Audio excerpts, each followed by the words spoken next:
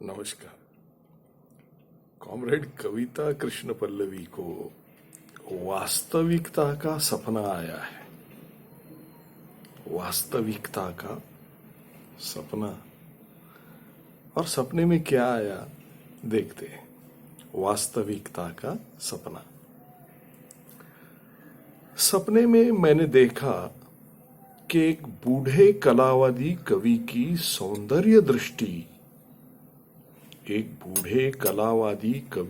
सौंदर्य दृष्टि स्त्रियों के यौनांगों में अटकी पड़ी थी और कई यशस्वी वाम कवियों की दृष्टि पुरस्कारों से हट ही नहीं पा रही थी। एक युवा कवि अपनी संभावनाओं के साथ मैथुन कर रहा था और दूसरा अपनी काल्पनिक मौलिकता के साथ हस्तमैथुन। यशस्वी संपादक गण कचहरियों के बाहर मर्दाना कमजोरी की दवाइयां बेच रहे थे और आलोचक राजधानी की ओर जा रही रेलगाड़ियों में चना जोर गरम और चुस्की। हिंदी के कई मास्टर मॉब लिंचिंग के लिए विचारों का पीछा कर रहे थे। प्रकाशक सट्टा खेल रहे थे और विचारक मुर्गा मंडी में चक्कर लगा रहे थे। वास्तविकता का सपना। इस तरह व्यवहृत हो रही थी जीवन में कला। और अगली हत्या के लिए चाकू पर सान चढ़ाते और अगले बलात्कार से पहले सुस्ताते फासिस्ट गुंडे भी ठगे से रह गए थे। अभिभूत, चकित, विस्मित, मंत्रमुग्ध फासिस्ट गुंडे ठगे से रह गए थे ये सब देखकर। और अभिभूत, चकित, विस्मित और मंत्रमुग्ध एक वयोवृद्ध कला प्रवीण साधक कवि,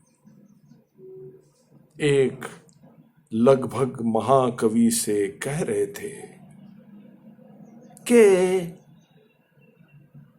अकेले कविता और कला से ही जब बचाई जा सकती है मनुष्यता, तो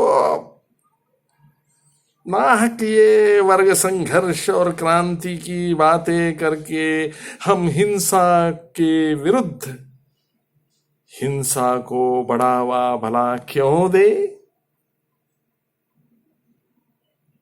वृद्ध कवि लगभग महाकवि से कह रहे थे।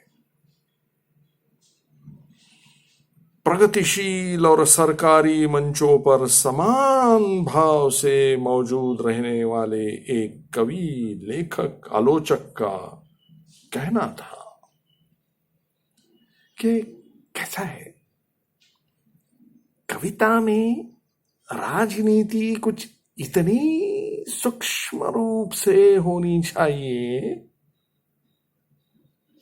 कि लोग उसे बस खोजते ही रह जाए और खोजते खोजते कालांतर में यही भूल जाए कि वे खोज क्या रहे थे। और इस तरह बस खोजने की क्रिया के चरम सुख में ही खो जाए।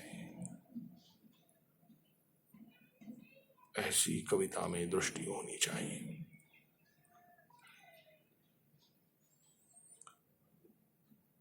मैंने अपना ये सपना जो है सुना दिया एक मित्र को। तो उन्होंने कहा कि तुम्हारे दिमाग में केमिकल लोचा हो गया है। हाँ, तुम वास्तविकता को सपना समझ रही हो, और जाहिर है कि फिर सपने तुम्हें वास्तविकता जैसे ही नजर आएंगे।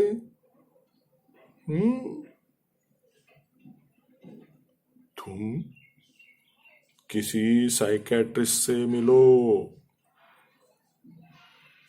मनोविकार तज्ञ साइकेट्रिस्ट, उससे मिलो, यही बेहतर है। यही बेहतर होगा। वरना अब अगर पागल होने से बच भी गई तो सत्ता और साहित्य के ताकतवर लोगों के हाथों मारी जाओगी। हाँ, वास्तविकता का सपना। नमस्कार।